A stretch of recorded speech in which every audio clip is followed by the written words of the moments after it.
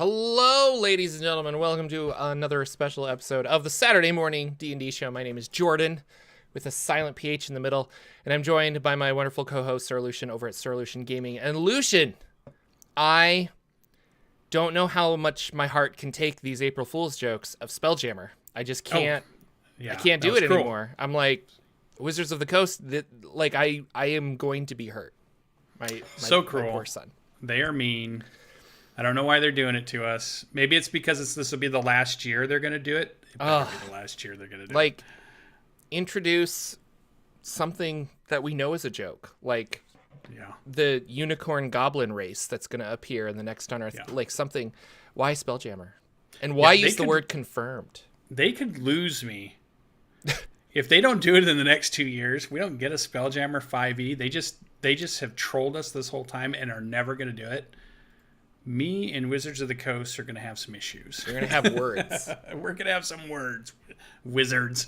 One of these days. Yeah, I'm glad our show's not on April Fool's Day, because then it would just be packed full of...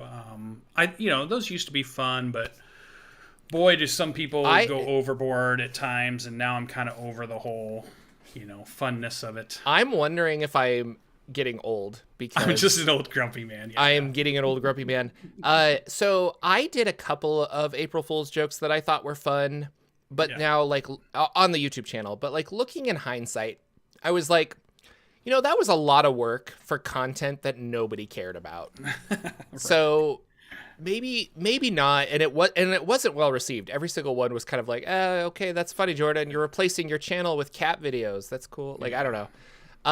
And now I saw that Ted did a video, Nerd Immersion, and he was like, this is like an April Fool's joke, but is it? And he was kind of talking about it, but he specifically said, I don't like April Fools. I'm not going to lie to you. You won't find it on this channel. And I'm like, yeah, that's kind of how I feel nowadays. Linus Media Group, Linus Tech Tips, the YouTube channel. They had some new video for April Fools, and I, like a schmuck, clicked on it, and I was watching it. And they have a habit of doing these really awkward segues into their sponsorships. So it's and I'm going to tell you all about this amazing product right after this word from our sponsor. And then they talk about the sponsor.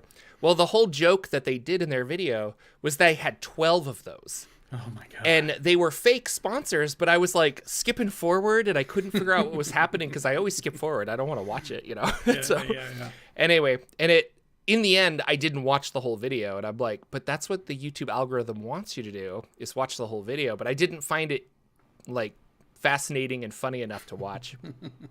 I just remember the funny stuff back in the 2007s when World of Warcraft, Blizzard came out with World of Warcraft ones, which were hilarious, and it was we're gonna do a Rockstar or what's the Guitar Hero version of World of Warcraft that you play with the Guitar Hero guitar, and I was like, that's so funny, but it was just a funny little article. They're becoming less funny now, so I think we're over it. Yeah, so welcome to Grumpy Saturday mornings. So, for those of you who don't know, they tease Spelljammer. We don't. It's probably. I mean, it was an April Fool's joke. It just said Spelljammer confirmed, but it doesn't actually mean that Spelljammer won't be coming. Yeah, and the hamster, and we know that the hamster, Boo the miniature giant space hamster, is on one of the Hydro covers for an upcoming book. We don't know what the book is. It's not Radiant Citadel. We know that because we saw the alternate cover. Because we saw the cover, yeah. So that is a very Spelljammer-y kind of thing. Boo and Minsk are Forgotten Realms characters, so that's not the new campaign setting that they keep hinting at. So I don't know. Well, I think it's a good joke if it's, it's April Fool's, but the joke is, no, it's actually real, and it wasn't an April Fool's. That would be funny. So it's so that I will accept. That I hope is what we're getting. We've all been kind of convinced we would see it this year because of all the things they've hinted at, but I don't know. I'm ready. I'm definitely ready for the summer to hit. I'm ready for all the announcements. I'm ready for a bunch of books that they should be announcing the rest of this year. We're already 4 months in, and we know there's at least 2 or 3, maybe 4 books still coming this year that we don't know about. So what could April 1st, they announced their entire lineup for the next 2 years or something, and you're like, wait, what? Great. But speaking of book, yeah, the next one is Monsters of the Multiverse, which will be May 17th. May. Yeah. And that is technically out, but you got to buy a 3-book set, and I don't know many people that have. Also, that book, for being out, I haven't really heard a lot of stuff about it. I bet it's because it's not on D&D Beyond yet, now that I think about it. Like, people have it, but they're just kind of like they're not the ones playing with the new stuff and showing it off on the YouTube because of D&D Beyond. So we got to wait till May. But it literally is just a rehash of monsters, and then the playable races have been tweaked. Yeah, and I think mostly what we're getting out of it that's interesting is the stat block changes that are going to probably inform us on how things are going to be moving forward with the way they categorize monsters. It definitely feels like this book would be a shift in, this is how we did monsters before, and maybe now they have a new design philosophy on how do we do monsters now. Yeah. So I'm interested to see a true brand new monster book, which, who knows, we might get one this year, next year. Maybe they'll do another one before, they do whatever they're going to do with the version. It'll be interesting to see their design philosophies moving forward, just see what they've done. And are the characters because me and you, we often talk about how we love all these third-party monster books that are out there, because most of those make their creatures more lethal, give them more abilities. They seem to be more fun. They seem to have, a cooler hook to them, or something where you're like, oh, I could really throw this at my players, and they'll never know what's coming. Everything we've gotten D&D mostly till now has been stuff that D&D players could expect, but it's the 5e edition of it, right? We've gotten all the previous versions monsters updated to 5e for the most part. We've gotten some new ones here and there, but kind of built in the old school philosophy to match what the old kind of monsters were, and now I'm wondering if they really kind of unleash their creativity and say, okay, let's start doing stuff we've never seen. Let's start doing stuff that is like these third-party groups are doing. I think that'd be fun too, because those are the books that when we talk about like the Kobold Press ones, those are really good books. Just I use Kobold Press monsters more than Monster Manual monsters because of the lethality and stuff. You're right. We were talking on the Discord, and I didn't mention this, but like somebody was asking about is there a like a troll vampire, or is there like a vampire version of this kind of a thing? And I was like, I don't think there is. But it really makes me go back to the Venture Maidens with their book that hasn't come out yet. They were talking a lot about monster templates. So you could be like, here's a vampire template that I can put on other monsters. And I would love to see more of that. Unfortunately, I don't think that is a good sell book practices, because they want to use those templates internally to then create a bunch of different monsters for me to buy. Yeah. But I love that idea of like, here is a troll template. Now I'm going to have like a rock troll, or I'm going to have this. I don't know. I kind of like that idea of upping it. But how about a black pudding vampire? Yeah. Oh my God. That would be really cool. The next book that comes out is Journey Through the Radiant Citadel, which we know is an anthology book that's coming out on June 21st. And then I threw in our notes here. Nobody else can see our notes but me and Lucian. But the quotes from back in the day where they were announcing D&D 5.5 or D&D 6th edition, or what I have come to understand is known is D&D Evolutions, or something like that. Like they're kind of... Where have you heard this? Well, there's a couple of people and websites that are like the next evolution of D&D, and that is translated into D&D Evolutions, because the 5e playtest was D&D Next, and I think Wizards wanted us to call D&D 5e D&D Next, but we refused, and collectively everyone said 5e. Because we're old grognards. Now it is commonly referred to as 5th edition, and even Wizards calls it 5th edition. But the two major classic D&D settings coming to 5e in 2022. So I still don't think this year we're going to get quote. Atasha's. That was a quote you just read. Yeah. I don't think we're going to get Atasha's book because that came out in 2020. And I think it's not going to be till like 23 or 24 till we see something like that of like expand, like a collection of all of the different new ways to play character-wise. But I was looking at older campaign settings and I was like, what could they bring back? And a little one that I didn't really think about until now, because we always talk about Dark Sun, we always talk about all of those. Kryn, Dragonlance, Spelljammer. There was a campaign setting called Arcane Age that was in the Forgotten Realms, but hundreds of years in the past, during before Mystra fell, during the realm of the Netheril with the flying pyramid ziggurat things that they had. And that introduced like 10th and 11th level spells and things like that. So these people, like if you go back in time before Mystra kind of altered magic forever, you could do that. And this is you have to go a very specific path in Icewind Dale, but there is a way to travel back in time in that module that they came out with, that setting. Not setting, but that book. Yeah, module. And so I wonder if this is if that could be one of these classic settings. I don't think this is like super beloved, but it does fit their Forgotten Realms. Like we're only going to kind of publish Forgotten Realms stuff. I don't know. I was going to run that past you. Arcane Age. Yeah, it's not one I'm familiar with. Rather than Spelljammer moving forward, we can go in the past, and then Wizards can take Dritz and put him wherever they want because it doesn't matter. You can like go mess around before he was even born. So yeah. Interesting. Yeah, I wonder,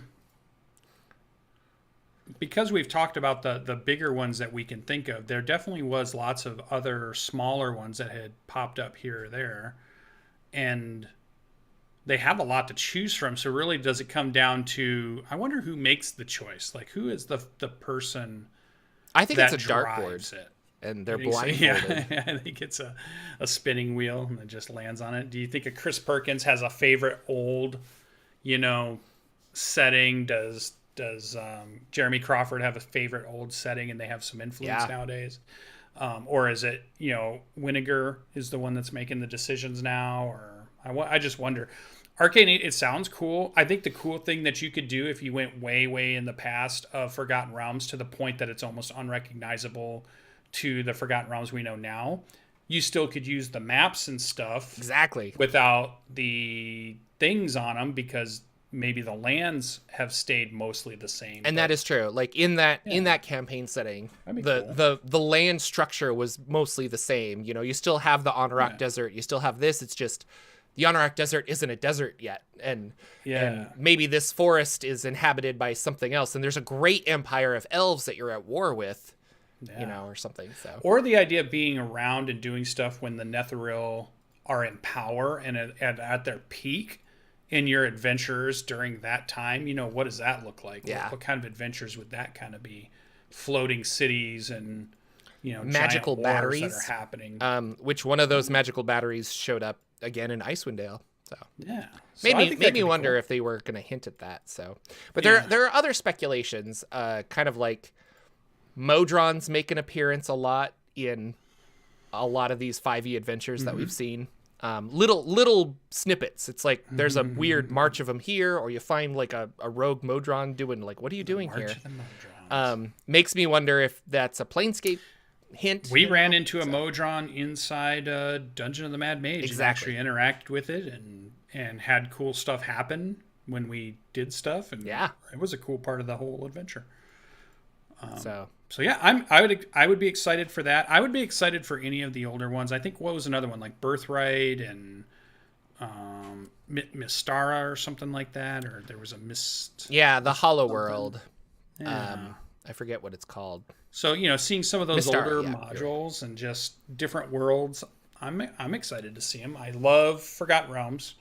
I think I'm a big Greyhawk fan too. So seeing new Greyhawk, if somehow they were going to bring back Greyhawk in a big bad way, I think I would be a fan of that. Not that everybody has their own. Dark Sun for me would be, I think I would love a book, but I don't know if I would want a lot of books in Dark Sun. I think it'd be enough to have maybe one. I think all of these will be one book. It'll be like Theros, and then this is how I play in Theros. This is how I play in Ravnica. I think it'll be in that line. But I wonder if they'll change up their adventures, you know? Like this Radiant Citadel is a big step of not doing a Forgotten Realms adventure. Yeah. So I don't know. I'm all for totally new too. I would like adventures in other places, I guess. Like I would be very curious for them to do a Ravnica adventure, because then I might know how to actually run a Ravnica game, you know? So I would love, and maybe this is selfish just for my friend Jordan, I would love for them to do a new campaign setting that has so much material and so much books that they put out in it that it could sustain like a YouTube channel that does lore videos on stuff, you know, something like that. Something where we get 50 books, new setting. I don't even understand what you're talking about. Lore videos forever. Be fun. That's what I want. I want more stuff. I want more content. Bring back my that was what I was thinking about today. Yeah. I was kind of just we always write our notes like either a couple days in advance or the morning of. Yeah. And while I was typing this out, I was like, what? Let's just look up all of the old campaign settings. And a lot of them, like Conan, Lankmar, what's another one that's might be tied to books or no, that's what I mean. Diablo 2. Diablo like a lot of those are tied to properties that Wizards of the Coast doesn't own, and they license to make a campaign setting. So it's kind of, some of those are just like off the table because they're like, well, they're not going to release Lankmar. They want to really pump up their own material. That's what Wizards have always done. And so I feel like they're primed in the spot to create a brand new campaign world that's never been created. And it takes off the chains of making what came before work in today's society and gameplay mentality, and allows them then to build a world that matches the player base at the moment. And I think if they don't do that, I think if they just keep only looking to the past. Now, I still want Spelljammer. I still want these other books, these one-off books. But I feel like this is their opportunity to really push forward and move to the new thing, you know, and not just be locked down to this is what goblins are because this is what goblins have been in Forgotten Realms forever. This is what halflings are. This is what elves are. This is what the drow are. Like you can redo everything if you come up with your own brand new campaign world, and why not at this point, so that you're not constantly having those Twitter battles and you're not constantly adding to some, you know, dumpster fire of a conversation about this is how it is because, oh, that's how we used to play it, so we want to keep it that way versus, well, we want to do it differently now and blah, blah, blah. Yeah. So why not just, you know, new, and then you don't have those same discussions anymore. So I wonder if they'll take that route or if they'll just keep pecking back at the old stuff that they have. I feel like they love to go back to things they've already done and do a recreate or a refresh and not as much innovated into new stuff. So I hope they kind of change that philosophy a little bit. But I did notice I was perusing around the internet last night because I was thinking about the show, and I stumbled across Exandria they were doing the live show on the Critical Role channel, so they must not have did, and I think it was on last night too, so they must not have done a Thursday night, or I'm sorry, Thursday and Friday night is where I saw them. They must not have done a Thursday night Critical Role. So then maybe they're on break at the moment and they're letting Abria do another run of the Exandria storyline, because I saw some of the returning cast. I think there was a new member there. Mm-hmm.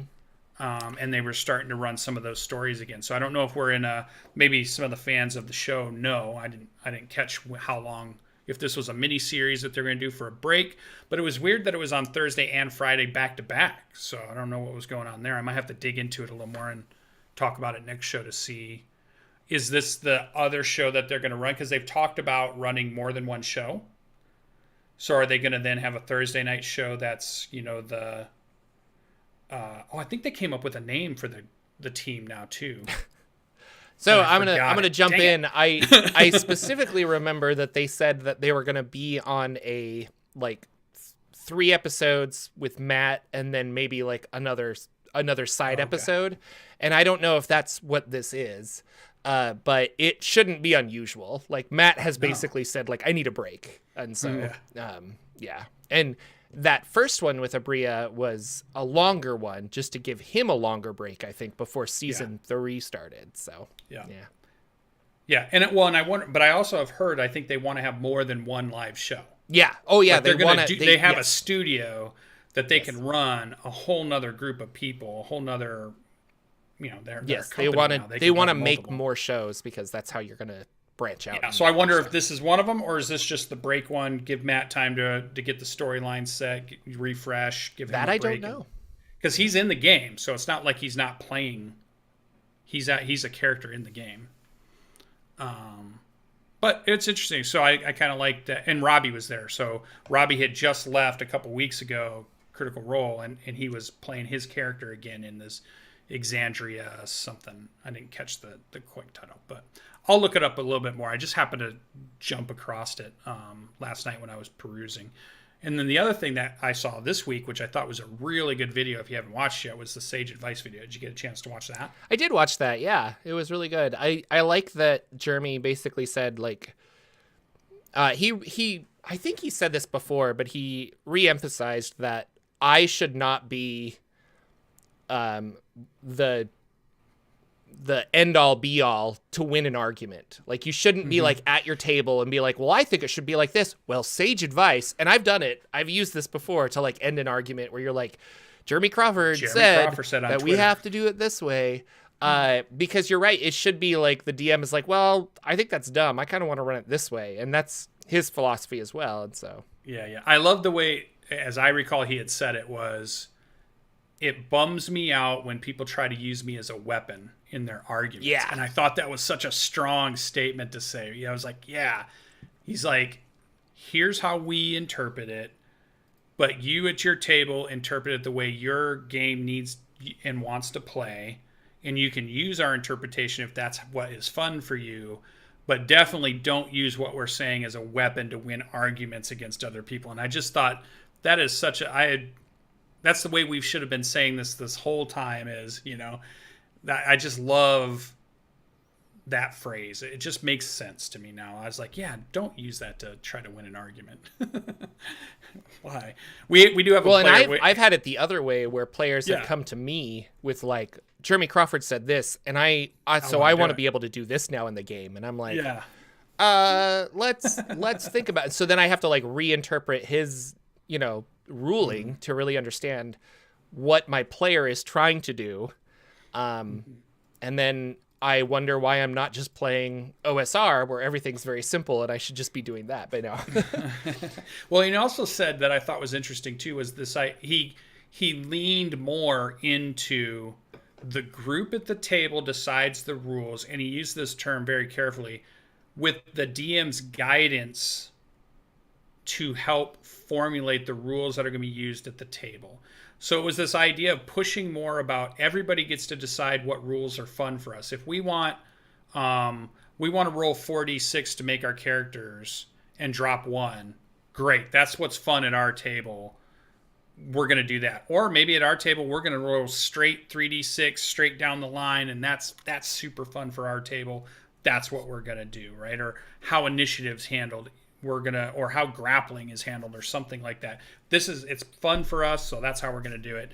And I liked how he had just mentioned that and reinforced that everybody should be agreeing to what's fun for our game, what's fun for us to play. And as a dungeon master, we're guiding that discussion. And yes, we may have some influence on it, but it's not just up to us. And it's not just what we say goes.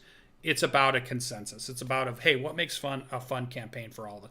So if that means we're going to track rations in this campaign because that means it's going to be fun and we want to have a grittier campaign where, like you said, a more OSR thing where these kinds of things matter and spell components matter this time. We're going to try that in our campaign because we think it'll be more fun. Then that's what we've agreed to, and that's what we're going to run with. So I kind of like that, and I think putting that out there more and more, and for people to hear that more and more, it alleviates the dungeon master's pressure to say, this is my game, these are my rules, and I have to yes or no, like you said, somebody bringing some rule or some, hey, I saw this on DMsGuild, can I use it? Well, and kind of thing. Yeah, Zris here makes a good point where they say rules by committee are not always, it doesn't always work.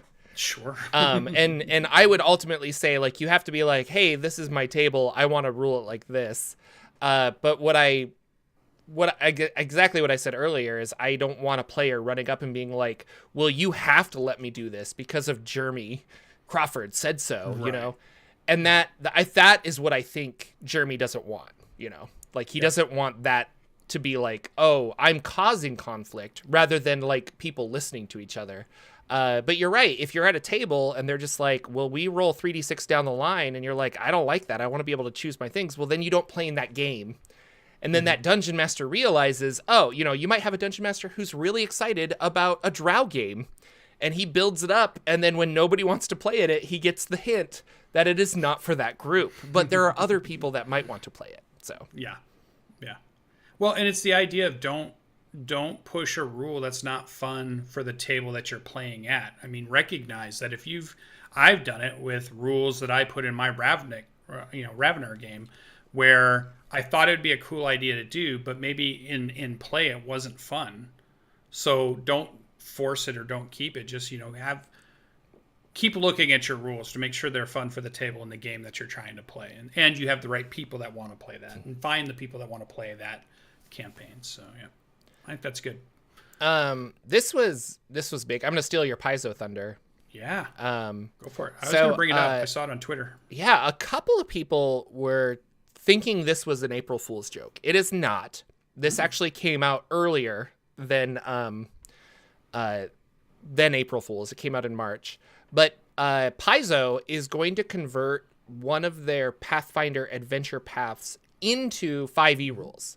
One of their popular ones. And it's Abomination Vaults. I don't know much about this, but it's one of their most popular campaigns, and they're like, we're going to turn it into 5e.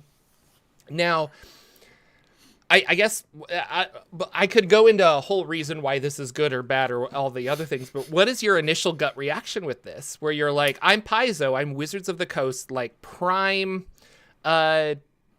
competitor, and now I'm going to make content for 5e. So my brain, you just said what was my gut reaction when I saw it. So my brain didn't go to I'm company or I'm sales or I'm any of that. My gut went to, oh, this is awesome. I bet they make really cool adventures. And if I don't necessarily want to learn Pathfinder first edition to go back and play that adventure, and I don't really want to spend all the time converting it myself, holy crap, I can have this adventure and I could play it for my group as a 5e adventure. And I bet it's really good because a lot of people really like this. So that's where I went first. And then my brain finally started to go, well, wait a minute. Does this mean they're going to convert a lot of their stuff to 5e? Does that make sense? Or should they be trying to get, you know, should there be somebody out there converting 5e adventures to Pathfinder 2?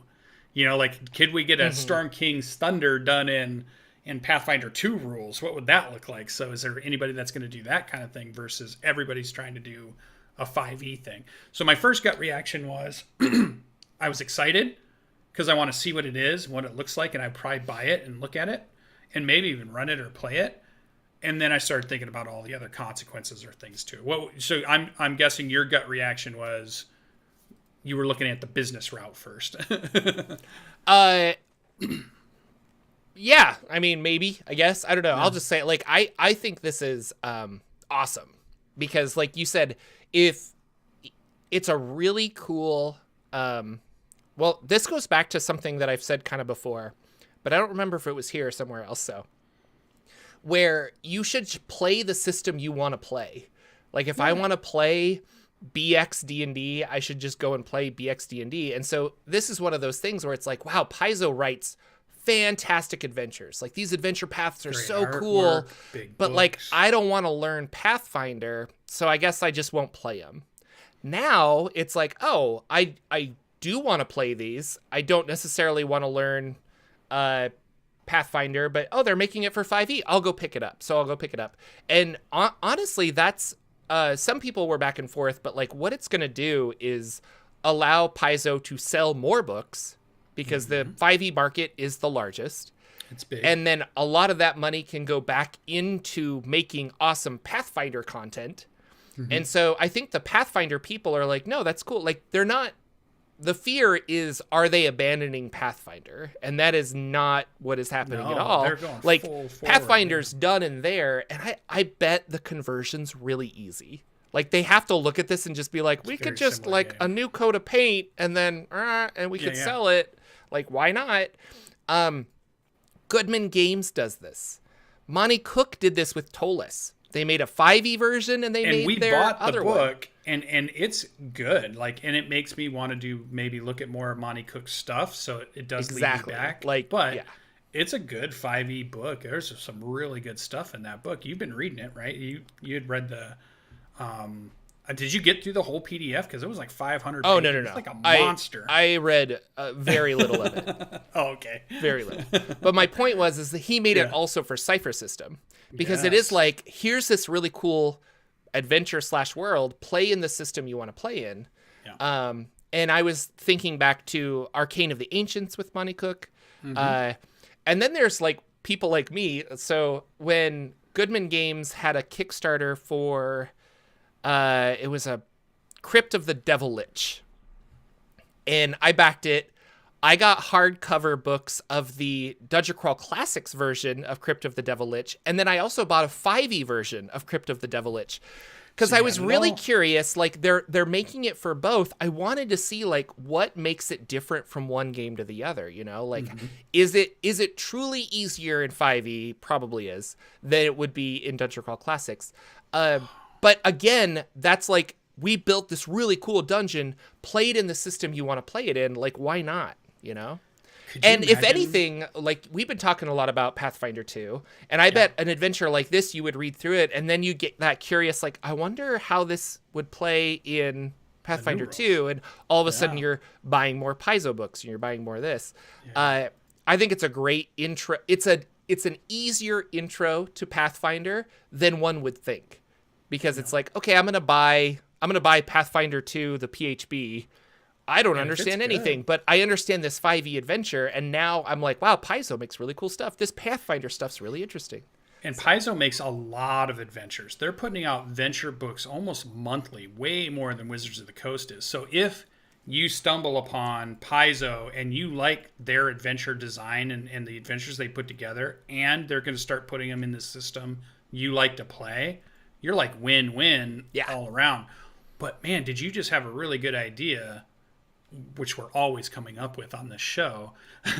Could you imagine you have both of those, so you could run it Goodman Games, right? And you could run it as 5e with a different group, and then you could really compare, did the game play differently because the rules were different?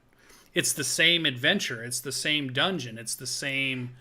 I love that idea, but you're going to have two different parties are going to have a very different, well, that's even with the same system, we'll have a very different experience. So I see where you're going, and I agree. I want to do that as well, but I don't know if it would be as I wonder if there's a way to know, because you're playing this system, it makes the game feel grittier, and it does this and that, so that leads them to make these kinds of decisions, and that made this game feel this way.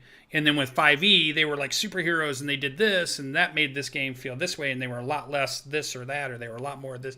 I just wonder if those comparisons, almost like with Danimal, my dungeon master from Australia, I always like to say that, he's ran two groups through Dungeon of the Mad Mage, and he's really able to compare how two different groups with two different kind of makeups makes the adventure really different, even though it's the same adventure, and we're going through the same rooms, the same levels, the same creatures are there, but it's a totally different campaign because it's two different groups. But you're right, that might skew your analysis because your groups are different. Maybe that's the reason they're different. But I still think there's something there of, it'd be interesting to know what the system does to making an adventure run and how it informs how the adventure runs. Well, and thinking back to not Cypher System, but when Numenera first came out, it was a system that was very tied to the setting. But the thing is about Pathfinder 2 Pathfinder 2nd Edition and D&D 5e, they're becoming these generic kind of fantasy settings. And so, I don't know, it makes a lot of sense for me that Paizo would be doing this, you know? Yeah. Kobold Press is already pumping out a lot of 5e stuff. And I always said, like, Kobold Press could be the next one, or MCDM, where they're like, we're going to make our own game, you know? Yep. Critical Role could do the same thing. But yeah, so I think it's a great idea. I think it's really cool. You know, Zris in chat comments on Pathfinder adventures all the time, saying they're like the best things written. So right. If it gets more people interested in playing games, do it, you know. And if it makes the company more money, then they can put more of that money into making Pathfinder 2e better. I am definitely buying it. I've not bought all of the Wizards of the Coast. Sorry for the dogs there. But I am getting Journey Through the Radiant Citadel. That's one I want. And I definitely want this Pathfinder, or this Paizo one. Woof woof. My woof. Yeah. So, and it was kind of like Monty Cook did Planebreaker too, which has a kind of well, I don't know if that has a Numenera kind of vibe to it or not, but we'll see when that comes out. But I think it's cool. Definitely not April Fool's joke. So good job, Paizo, for being cool. We'll see where it goes. You're still waiting for your dog to stop barking, I'm assuming. Okay. So I was on a DM roundtable on Thursday night. And this video will come out, boy, I don't know, but we recorded it. I'm going to get his name wrong. Indo Destructo Boy, the YouTuber. Oh, that seems right. He was on it. A bunch of other people. One of them has a podcast that I didn't know about, so I felt really bad. But our moderator asked us a question that I didn't even really put together until that evening, is that if we're getting a new version of D&D in 2024, why don't we have a playtest for it right now? Like, and going back to D&D Next, that playtest started in 2012, and it was an open public playtest because they wanted to make the best game ever. And the D&D 5e PHB came out in August of 2014. So they had 2 years of this open playtest to kind of like see the game and the mechanics and stuff. So I wanted to bring this up to you. I have a theory. Why don't we see it? Why isn't there a playtest? Go ahead. Here's my theory. Tinfoil hat. We had D&D Next was not only a test of the system, but it was also a marketing reset of the bad and negative reaction they were having to 4E. So they needed a way to kind of clear the palette and test the game to show people that things are changing. And I think that informed a longer, more transparent testing method, because they felt like they were losing their community at that point. It's my theory. They do not believe today, if you ask them, that they're losing any community. In fact, they believe they have the biggest, strongest tabletop role-playing game community ever. And it's still growing. It's still peaking. So I don't know if they feel like they need to have the same type of testing method and marketing method that they had when they were making the 4E to 5E transition. Okay. Are you buying it, or are you just like, you're crazy? You're tinfoil. No, that is I disagree. Perfect. Here's what I thought. Okay. We think of playtest as we got to hash out those mechanics. Mm-hmm. And you got to understand that 4E was done in a bubble. And 4E was very balanced for the most part. But when 5E came out, I think Wizards of the Coast, they didn't want to know, like, do these mechanics work? They wanted to understand how people play RPGs. because they thought they knew when they made 4E. They were like, this is how people play. We're going to make 4E. It's going to blow everybody out of the water. And it didn't. So I don't think it was a press thing. I think it was literally like, we have to understand, like, what do people use role-playing games for? Because we were wrong. And they're sitting on this brand of D&D, this, like, you know, name that is tabletop role-playing games. And so that. Now, moving forward to this, you're right. Like, it's so popular. I don't think they have to. And with the with streaming, and then even shows like this where we're talking about mechanics and we're talking about, like, I want to do this because I think it's cool. I don't know if Wizards of the Coast is like scouring YouTube, watching all these things, or watching a lot of actual plays, or listening to podcasts. But it wouldn't surprise me if they put a couple of interns in charge, and it's like, you need to digest all of this into like a 1-page sheet that I can read and understand how people play D&D. So with that, I don't think they need to, because they're not worried about, is this balanced? I don't think that ever was what Dungeons and Dragons or the D&D team, I don't think they were ever worried with the 5e playtest of saying like, well, that's not really balanced. They want to know, like, will players use this? Like, is it fun for players? Basically, like, is this fun? Like, does doing this invoke joy? You know, we'll do that Netflix lady that I can't remember her name. Does this spark joy? So that was my answer to the question, and I wanted to hear what you had to say. I thought that was kind of interesting. And that's why I don't think we'll see one, even though we're getting this hypothetical new version in 2024. So yeah, the one piece I would disagree with you on in what you said, but I like where you were going with it. I can mute you right now. I could do that right now. I agree with Matt Colville, so if you want to disagree with me, you're disagreeing with him. Not necessarily, no. So let's make that connection. Okay. He believes 4E was a great game. And he believes that it still is a good game. It was the game that the community wasn't ready for yet.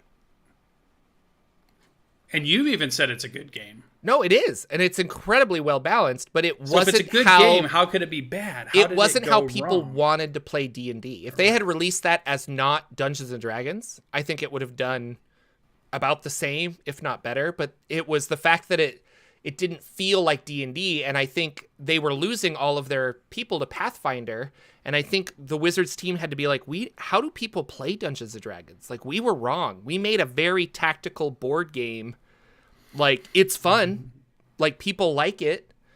There's a somewhat resurgence of it now, but not really. But you also haven't played 4E, so I would like to that's have why you. I can't say. Yeah, I would like to walk you it through a game of 4E, and then you could be like, "Wow, this is fun," but I don't think it feels like D&D. Is what I think you might say.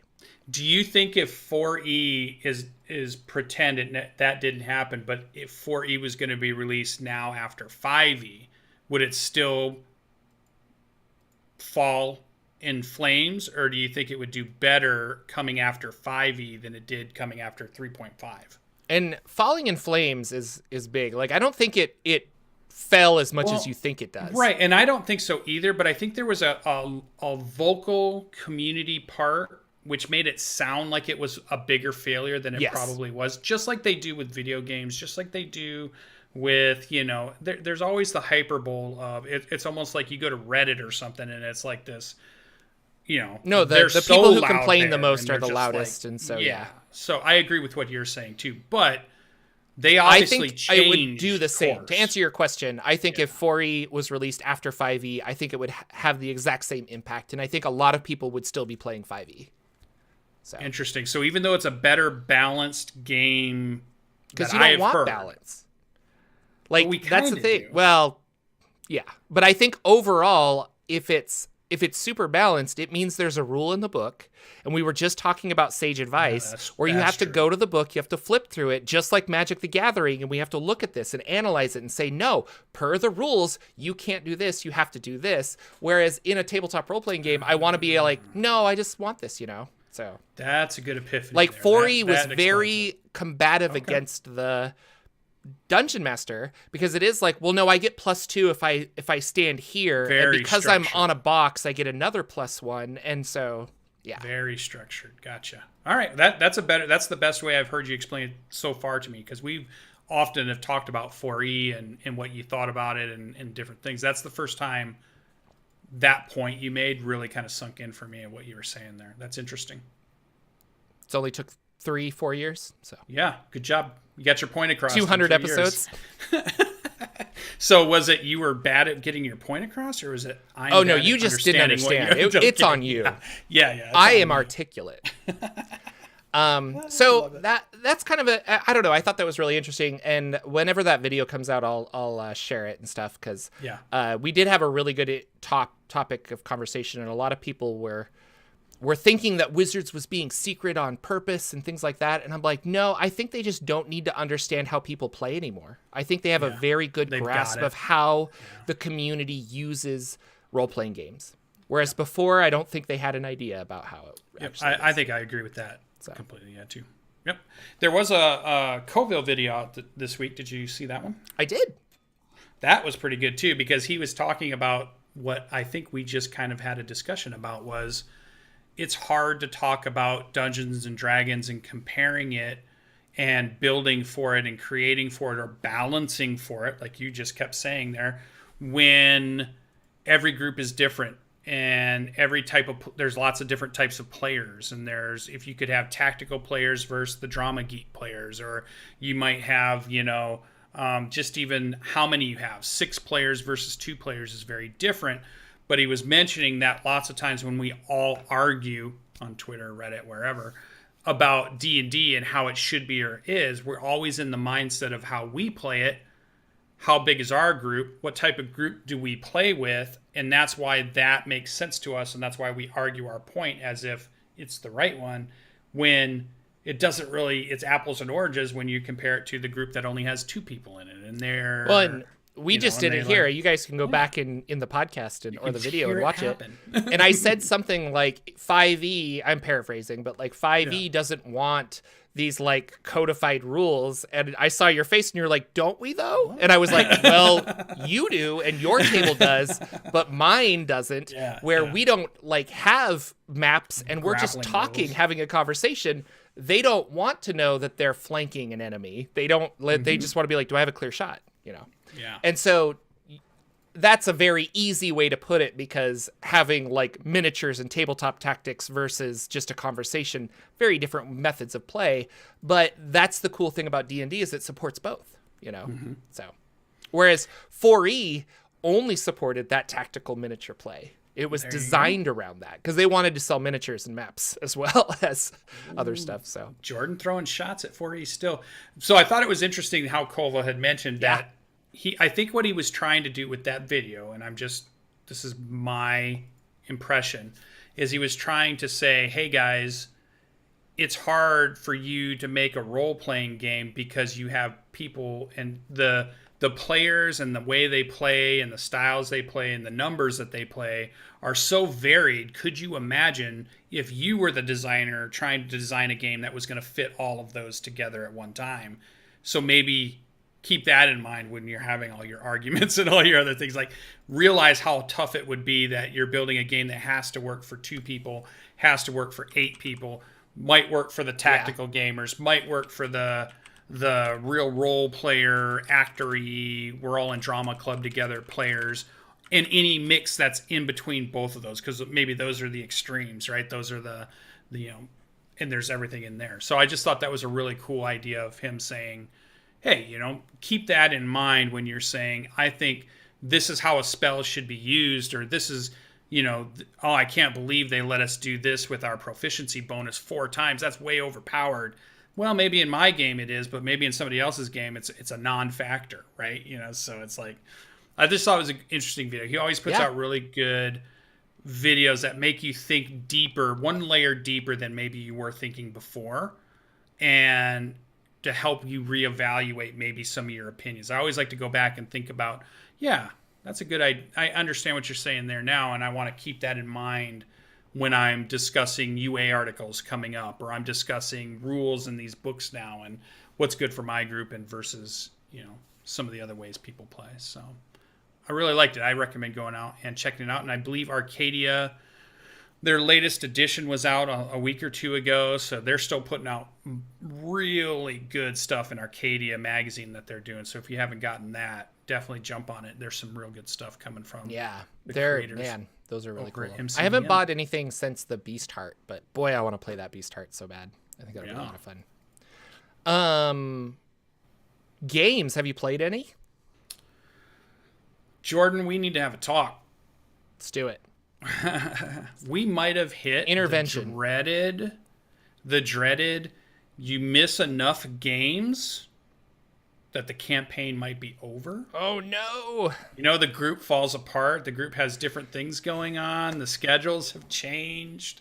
Can't quite make it together. So we've missed 3 games in a row. We did have a player last week say they have to bow out. Didn't give a ton of details, so it was just like, I've got to go. Now, we had a pretty big group. We were running 5 of us anyways, so we still could be at 4. We could bring another player in. We could just, lots of things could still happen at this point. But this is also, I think, that quintessential spot that a lot of Dungeon Masters run into, that we've run into in our past, of the campaign's going pretty good, couple of things happen, little miss here, a little miss there. You're like, well, hey, okay, we need to reschedule. Yeah. We'll reshoot in a month. How about that? And yeah, then we haven't played in a month. Well, I forgot about that, so I actually scheduled other things because I thought, I'm sorry. And then you're like, now we're never gonna play, and your poor character is just sitting in the Shadowfell. Yep. So I'm worried we may have hit a roadblock that breaks the group, breaks this campaign. That'll be Not sad. that I won't keep playing or find another game to be in, or just start my own, because that's typically what we ended up doing, where your campaign falls apart, your dungeon master no longer is going to run the game, so hey, now it's time for me to learn the rules and run my own game. And that's how the whole thing started 5-6 years ago anyways. I was always trying to find a game to be in, and it was like, you know what, I'm just gonna be a dungeon master and I'll always have a game I can be in, right? So we might be at that point again. I am really feeling like I want to run a game again. Cool. Over and over and over. It's just, when you're playing one and you've got kind of a set schedule, you kind of get into it. So we'll see what's happening. So we'll see. I have not played in 3 weeks. So I have been playing Tiny Tina's Wonderlands, which is super fun D&D related game. Borderlands D&D game, right? Borderlands, very acting, so it's very tongue-in-cheek style game. So if you like the tongue-in-cheek, you like the memes, you like the breaking the fourth wall, you like the bring in modern pop culture references to your D&D fantasy game, this is a perfect thing for you. If you like that comedy in your game. If you're looking for grim dark, maybe not quite that, but it's super fun. And I'm playing a spellweaver that has a couple of different spell combinations, and you can do a lot of cool things with that I think is super fun. And then what's your cat doing? Your cat stealing the show over there. And then I'm going to say it. This has been my thing. Sorry, not sorry to Jordan, who absolutely hates them. But I still am enjoying Raid Shadow Legends for character design and the way they build abilities that these new characters can do, and the way they look and the feel of the art. Just, I love it. I love looking at all the stuff they're doing. I love they bring out more stuff every single month, and they have more character designs and more character creations, and they're all fantasy D&D kind of cool characters, and I love them. I love just looking at them so much. Even though, yes, they try to get your money from you in microtransaction hell as much as they can. So, but you can avoid that if you have a good strong will. I'm playing free to play, but that's what I've been doing. So I've been keeping that going, rewatching some shows on TV. We talked about a little bit of Moon Knight, which just started. My favorite comic book character. What about Jordan? Because I heard you were trying to run an Invisible Sun game. Yeah. And I've been waiting to hear about this for a week. Yeah. Sadly, one of my players got really sick. I'm not really sure what's going on. They were just like, I can't do it. And I'm like, okay. So I'm going to meet with him separately and kind of catch them up. And then we're going to have like an official start date this Wednesday, which will be good. But this is going to be a short campaign. It was the only way I could get these guys because it was like, we're all busy. And I'm like, I understand. So this is going to be like a 3-episode kind of a thing. But we talked about our characters. So Lex is going to play a Vance, which is kind of a traditional D&D wizard where you store spells in your brains kind of a thing. And I gave them some more PDFs of the different spells that they're going to learn. And then we talked about our characters a little bit. And LB is going to play a Goetic, which is a wizard that summons things. And the whole mechanic around that is like you summon a creature, and based on its complexity, you then have to have a negotiation with it and trick it in some way, or not trick it, but you have to convince it to do the thing you want it to do. So if you summon an angel and you want the angel to do something violent, it's actually harder to make that angel do it because it's kind of a good creature. If you summon a devil and you want the devil to do something without, and so there's these different paths of like, what's the best way of doing it? It's kind of creative. Again, the game is weird. So that's the whole thing. Like you have Lex who's like, well, I'm going to be a wizard. And he does. He just kind of casts fireballs and stuff. And then you'll have LB being like, I have to talk to this guy to see if he can come out and fight. I don't know. So we talked a little bit about that. We're going to get into game mechanics and how conflict resolution works and stuff. But my last player is Indoor Adventurer, and he's going to... he doesn't know what he's going to play yet, but that's the one who is sick, so I'm going to talk to him separately. Oh, I was thinking it was Ted for some reason. No, not sick? Ted. Oh, it's Indoor. Yeah. I don't think this is a game that Ted would enjoy. This is not a Ted game. But we should have him on the show. He might. We'll see at some point. Like I'd be curious, but I don't think. Yeah, he's just anyway. It's interesting though because I thought Lex and LB had played Numenera for some reason, and this game is Monte Cook game, and it has similar Numenera stuff. And they were like, "Oh, we've never played that," and I was like, "Oh, I should have started with that to like ease you into this." But okay, here we go. So. Yeah, it was PB. Remember PB? Yeah, I started Numenera, and we played a Numenera game with PB, Greybeard. Yeah. And one other person. And that was the start of the very first one, I think. And they got to see that system. So, yeah. I don't think I'd gotten LB in a campaign yet up until then. No, we started with D&D, I think. So I tried to record the session, but it didn't work out. It was a lot of us just talking about like it was really casual. We didn't. Well, what's the story you're going to try to do? What's the location you're going to try to do? What are you trying to do as are you called a dungeon master in Invisible Sun? What do they call you? What are you called? I don't know. We'll call you a game master. I'm not sure. Reference. I think game master is what they say in Numenera. Yeah. But I don't know if that's the same in Invisible Sun. But either way, funny you're names running for the game. Everything. Yeah. No, the game's going to be kind of a simple mystery. And I don't really want to talk about it too much because I don't know all of it. But there are some like hooks and leads that are in the book itself. And then kind of depending on the NPCs that we create together is where it's going to go. But I'm going to keep it at 3 sessions just so that we can finish it at some point. And then when that's done, the idea is that we transition into what Lex is calling the Rod of 8 Parts. And we're going to play that 5e campaign at some point. So we'll see. But the Rod of 8 Parts. That's not the name of it. But they want to get the gang back together, and they're calling it the Rod of 8 Parts. And I was like, well, we'll workshop that name. It'll be fine. And that's all I've been doing. So I've been working on that, reading a lot of this stuff, this Numenera stuff, right next to my desk, so that. Wait a minute! I thought there was a game. Or not Numenera, Invisible Sun. With DM Nathan, and I thought there was a game you were running. I want to run an Eberron game with them. Yeah, that one. They need to finish their games, so they're still running and I'm not part of these, but like.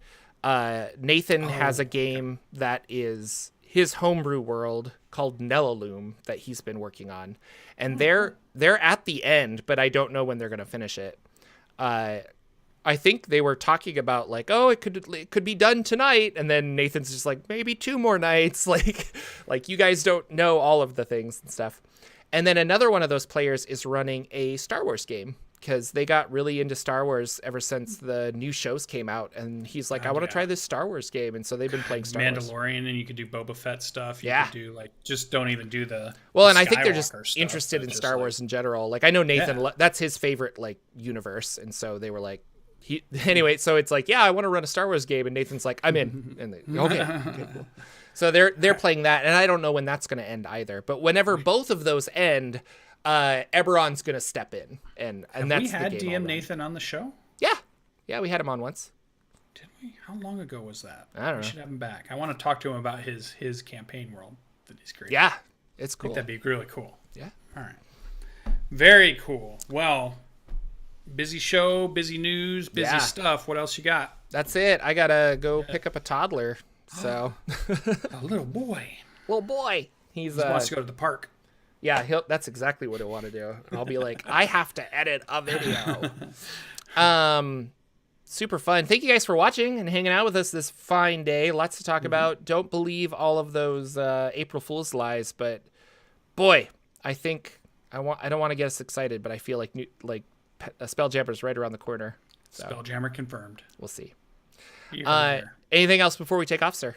Nope. Can't wait to see everybody next week. So take us away. Hit the notification bell and subscribe, because that's how you know things. I'll put some links in the show notes and the podcast notes for those of you who listen on podcasts. Oh, you missed the other one that everybody always says. They say, "Oh, I did this. I looked at my numbers, and it was only 80% of the people that smash that like button. My thing are actual subscribers." Anyway, you guys are awesome. We will see you next week with another episode of the Saturday Morning D&D Show. Take care.